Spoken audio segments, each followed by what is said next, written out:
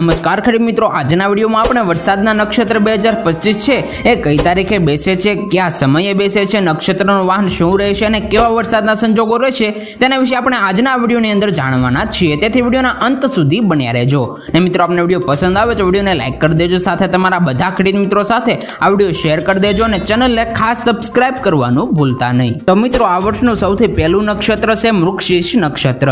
તો મિત્રો, સૂર્યનારાયણનો મૃગશીર્ષ નક્ષત્રમાં પ્રવેશ તારીખ 8/6/2025 ના રોજ થશે। સમય સવારના 7:21 કલાકે થશે। વાર રવિવાર હશે। મિત્રો, મૃગશીર્ષ નક્ષત્રનું વાહન શિયાળનું રહેશે। આ નક્ષત્રમાં ગરમીનું પ્રમાણ વિશેષ જોવા મળશે। પવનનું જોર પણ વધુ જોવા મળી શકે છે।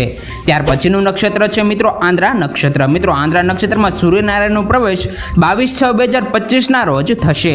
મિત્રો, સમય વહેલી સવારે 6:22 થશે। વાર રવિવાર હશે અને મિત્રો, આંદ્રા નક્ષત્ર દરમિયાન વાહન ઉંદરનું રહેશે।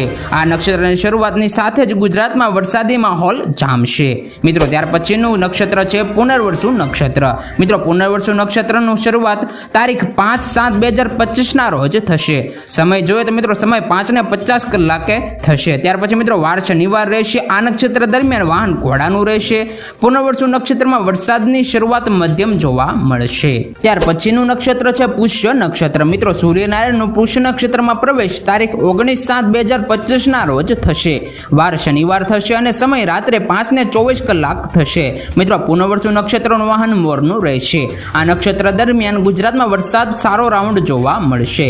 ઘણા વિસ્તારોમાં અતિવૃષ્ટિની પણ સંભાવના પુષ્ય નક્ષત્રમાં જોવા મળી શકે છે। ત્યાર પછીનું નક્ષત્ર છે મિત્રો આશ્લેષા નક્ષત્ર। મિત્રો, સૂર્યનારાયણનો આશ્લેષા નક્ષત્રમાં પ્રવેશ તારીખ 2/8/2025 ના રોજ થશે।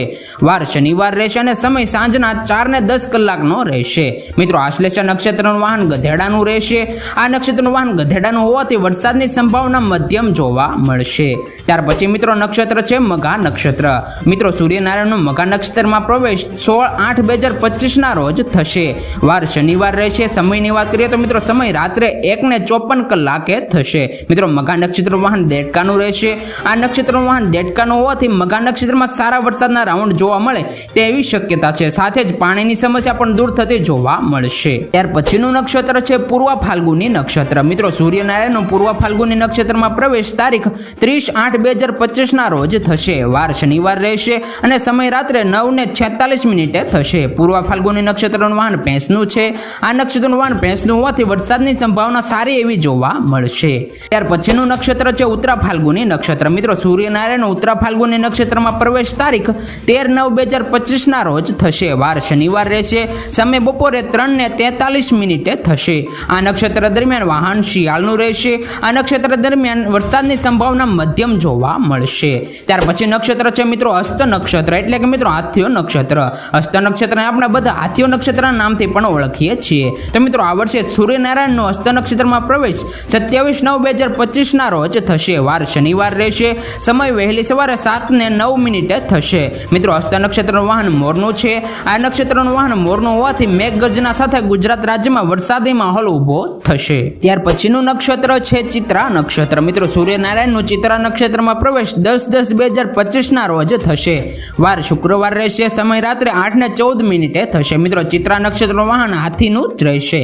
આ નક્ષત્રનું વાહન હાથી હોવાથી નક્ષત્ર દરમિયાન છૂટા છવાયા વરસાદની સંભાવના જોવા મળશે। ત્યાર પછીનું મિત્રો નક્ષત્ર છે સ્વાતિ નક્ષત્ર। મિત્રો, ચોમાસું છેલ્લું નક્ષત્ર એટલે સ્વાતિ નક્ષત્ર ગણવામાં આવે છે। સૂર્યનારાયણનું સ્વાતિ નક્ષત્રમાં પ્રવેશ તારીખ 24/10/2025 ના રોજ થશે। વાર શુક્રવાર રહેશે। આ નક્ષત્રનું વાહન દેડકાનું રહેશે। તેથી સ્વાતિ નક્ષત્રમાં પણ વરસાદની સંભાવના સારી એવી જોવા મળશે। જોકે સ્વાતિ નક્ષત્રમાં થતા વરસાદને આપણે બધા માવઠા તરીકે પણ ઓળખીએ છીએ।